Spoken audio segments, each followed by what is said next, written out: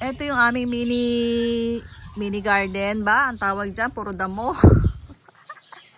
Ayan, tumagunan bigla yung mga aloe vera. Oh. Ganda na nilang tingnan. Hindi ko pa na-try gumamit. Pero parang gusto ko i-try. And then, ayun, may talong kaming ilang piraso. Pinitasan ko na siya kagabi. Nulam namin. Dito may kalamansi. Ang dami talagang damo. Ang bilis tumubo. Yan o.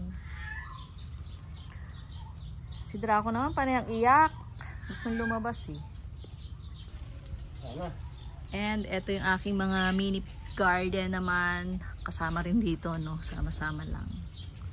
Ayan. Maglilipat ako. Gusto ko na itong ilipat. May time pa ako maghalaman, di ba?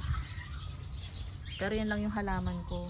Kasi minsan talaga walang time mag-asikaso ng plants.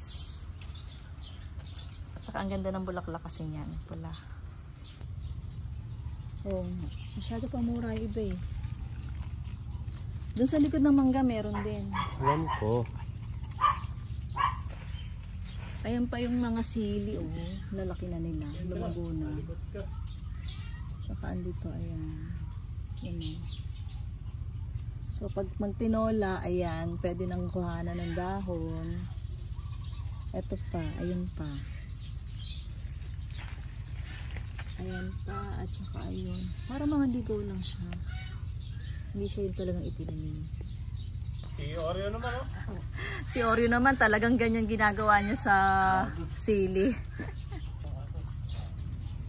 So, yun lang guys for today's content. Ayan, yung mga damo, ang bilis sumubo. Kailangan na namang i-trim. So, pag may time akong, ayan, ititrim ko yan. Ay, may talbos pa pala doon. So, yun ang kainaman pag may maluwag talagang bakuran. So, bye! Thank you!